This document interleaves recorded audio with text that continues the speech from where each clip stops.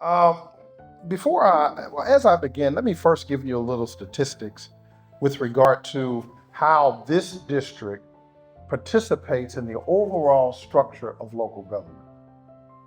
What do I mean by that? So, in the state of Tennessee, and I won't take long, in the state of Tennessee, there is no such thing as an income tax, a state income. So, governments are funded by taxes and fees. Right. So, the primary tax that funds police, sheriff, jails, roads and bridges, sewers and gutters is your property tax. Right at about 70% of the overall revenue for local government comes from your property tax, which means that there is a direct correlation between the value of a community and the value of the individual homes in the community and the services that that community receives. It's very important. That's number one. Number two, the second thing that goes into the overall revenue picture are fees. Commissioner Sugarmon, who I work directly with on this issue, for all practical purposes, look towards doing something to limit the increase in the fees that you would charge to build those new schools and to fund the med, which is an increase in the cost for your, the wheel tax, the cost for your license plates for all practical purposes. And she's turned out to be right because it's a shortfall. And so with that said, what I want to do is give you an idea of District 12's overall revenue picture. District 12 has 1.8, almost $1.9 billion in assessments. Not million, billion in assessments. What that translates into in terms of revenue is about it's 8%, let's put it this way. It's a little less than 10% of all the revenue that comes into local government, comes out of this district. That's significant. Now you gotta ask yourself, with what your investment is into local government, are you getting a return in this district? That ought to be the question that everybody in this room asks. Are you seeing a proportionate share of the goods and services that are provided by local government back into your community? Because when you pay your mortgage note and your tax is in that mortgage note, or when you go get your license plate, this community is responsible for a significant portion of a substantial portion of the overall revenue picture. And although you have a fireball of a warrior over here as your county commissioner, she can't do it by herself. And so you must be very vocal in your approach to local government, to your city council person, to your state representative, to your state senator, and demand that you get a proportionate share of what you all are putting into local government back into your community. Now, it's not going to be dollar for dollar, but certainly it ought to be very close, a proportionate share, a pro rata share. That's number one. Number two, it's a good thing that you don't have a bunch of vacant properties in the city. Neighborhoods and communities go through what we call a neighborhood life cycle. The initial part of that life cycle is a growth period, and then it goes into a period of stabilization. After that period of stabilization, and this is the life cycle for every community, I don't care how wealthy it is or how poor it is, it goes into a period of decline. Now, you could arrest decline. You can stop decline. Downtown, at one time, nobody wanted to be downtown. Downtown was in a period of decline, right? But then it went through that period, the last period, which is called rejuvenation. Some of y'all call it,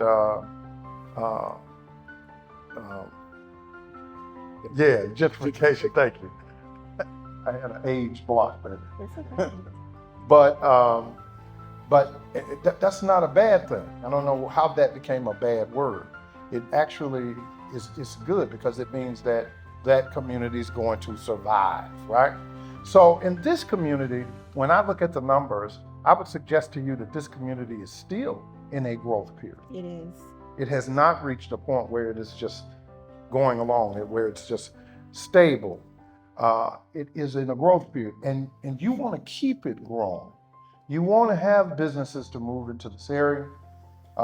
When you see new businesses opening up, that means that there is some economic activity in the area, because they wouldn't move in that area if Bobby White, if it wasn't in money over there, right? So when you start seeing title loan places and pawn shops in large numbers, then you need to start worrying, right? Okay.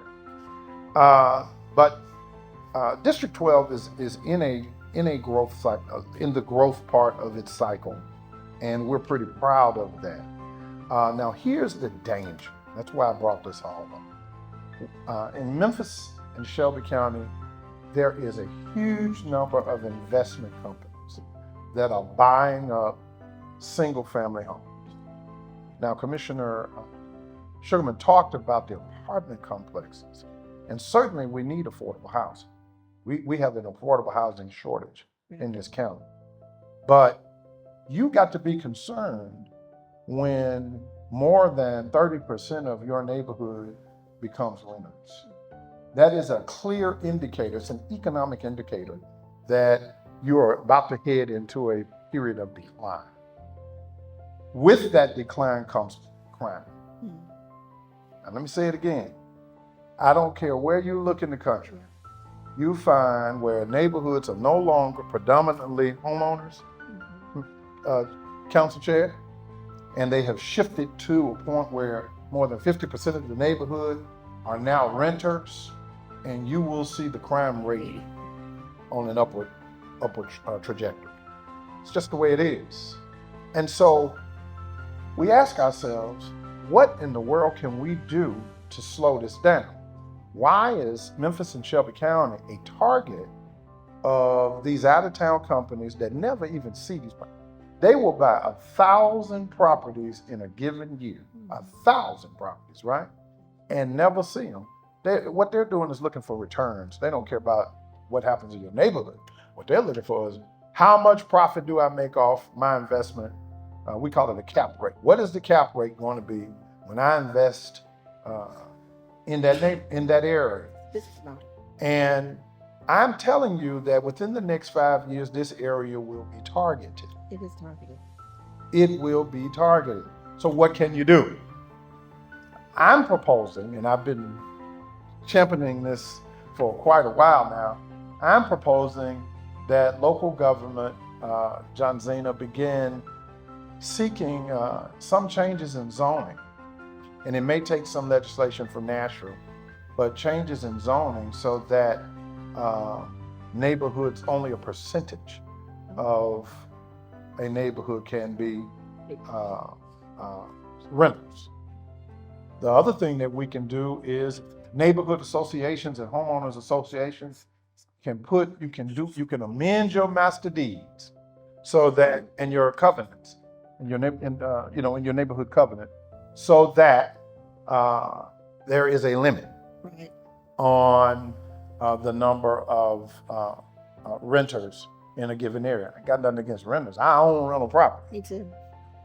But what I'm suggesting to you is you want to keep the fabric of the neighborhood stable. If you don't, you'll see more guys dressed like him riding through the neighborhood. Yeah. Because your crime rate is going to go up. The desirability of the neighborhood begins to go down when the crime goes up and the prices begin to plummet.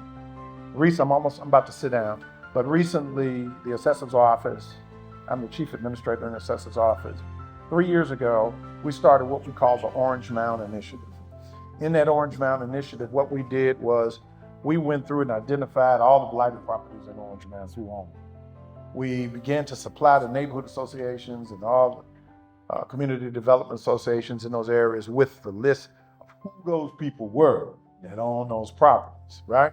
And then we assisted them in putting together a neighborhood redevelopment plan. That's what we do. This is a community planning session. We are here to assist you, Commissioner, in putting together a neighborhood stabilization plan, Okay. a community stabilization plan. We see every transaction within 48 hours of it being filed with the register. It's uploaded to our office. We track all sales. We know who the buyers are, right? And since 2020, we have been following it really, really, really close, right? So we can sound the alarm when we begin to see the shifts and begin to see that the trends are changing. And that will enable the neighborhood associations and homeowners associations to begin to take action to prevent the decline of the neighborhood. So, that's almost all we can do. There's some other things, and we've talked about that before, including strengthening the policies on people who rent, not the renters, but the property owner, the rental owners, making them, Landlords. the landlords, thank you, making them go through inspections, making them have to keep a registry downtown of who these people are so that we can track. So these are some of the things that we can do, and I suggest to you that we are ready, willing, and able to assist the leaders in this community with those initiatives.